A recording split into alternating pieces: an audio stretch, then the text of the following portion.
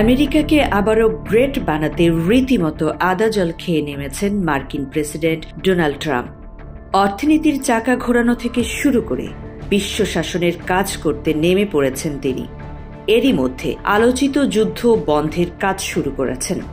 আর প্রতিশ্রুতি অনুযায়ী অভিবাসন প্রক্রিয়ায় কঠোর নীতি অবলম্বন করেছেন রিপাবলিকান এই নেতা। তাতে নতুন করে কপাল পুড়তে যাচ্ছে ৪৩টি দেশের। রয়টার্সের এক প্রতিবেদনে বলা হয়েছে, বেশ কয়েকটি দেশের নাগরিকদের জন্য ব্যাপকভাবে ভ্রমণ নিষেধাজ্ঞা জারির পরিকল্পনা করছে ট্রাম্প প্রশাসন। এই উদ্যোগের অংশ হিসেবে নতুন একটি নিষেধাজ্ঞা আরোপ করা হতে পারে। রয়টার্সের প্রকাশিত তালিকা অনুযায়ী ৪১টি দেশকে ৩টি পৃথক শ্রেণীতে ভাগ করা হয়েছে। প্রথম লাল তালিকায় আছে 10টি দেশ, যার মধ্যে Afghanistan, Bhutan, Iran, Syria, Cuba, Yemen, উত্তর কোরিয়া, সোমালিয়া, সুদান ও ভেনেজুয়েলা রয়েছে। এসব দেশের জন্য সম্পূর্ণ ভিসা স্থগিত করার সুপারিশ করা হয়েছে। দ্বিতীয় কমলা তালিকায় থাকা 5টি দেশ এরিত্রিয়া, হাইতি, লাওস, মিয়ানমার ও দক্ষিণ সুদান আংশিক নিষেধাজ্ঞার আওতায় পড়বে। এতে পর্যটক, শিক্ষার্থী এবং অভিবাসন সংক্রান্ত কিছু ভিসার উপর বিধিনিষেধ আরোপ করা হতে পারে, তবে কিছু ক্ষেত্রে ব্যতিক্রম রাখা হবে।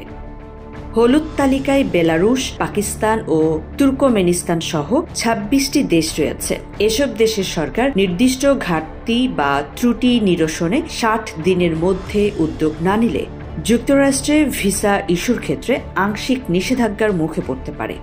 তবে এই তালিকাটি এখনও অনুমোদিত হয়নি এবং তাতে পরিবর্তন আসতে পারে।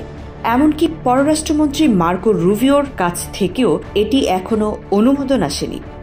ফলে খসড়া এই তালিকায় অনেক কিছুরই পরিবর্তন আসতে পারে। প্রথম এ সংক্রান্ত তালিকার খবর প্রকাশ করে নিউ ইয়র্ক টাইমস। এর আগে ট্রাম্প তার প্রথম মেয়াদের সময়ও ৬০টি মুসলিম সংখ্যাগরিষ্ঠ দেশের নাগরিকদের যুক্তরাষ্ট্রে প্রবেশের নিষেধাজ্ঞা দিয়েছিলেন।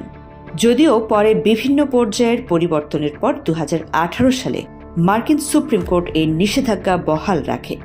দ্বিতীয় মেয়াদে ক্ষমতায় এসে একই পথে হাঁটছেন মিস্টার প্রেসিডেন্ট।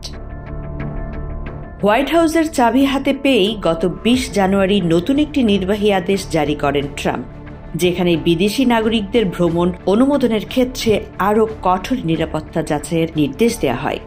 এই আদেশের অধীনে সংশ্লিষ্ট মন্ত্রীরা ২১ মার্চের মধ্যে একটি তালিকা প্রস্তুত করবেন, যেখানে বলা হবে কোন দেশগুলো নিরাপত্তা যাচাই ও স্ক্রিনিংয়ে এতটাই পিছিয়ে রয়েছে যে তাদের জন্য আংশিক বা সম্পূর্ণ ভ্রমণ নিষেধাজ্ঞা প্রয়োজন।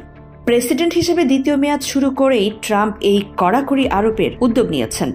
২০২৩ সালের অক্টোবরে দেয়া এক ভাষণে তিনি এই পরিকল্পনার আভাস দিয়েছিলেন।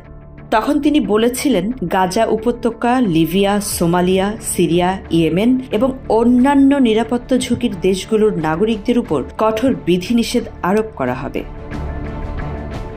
অভিবাসন নীতি ইস্যুতে ট্রাম্পের কঠোরতা নিয়ে মার্কিন পররাষ্ট্র দপ্তর কোনো মন্তব্য করেনি।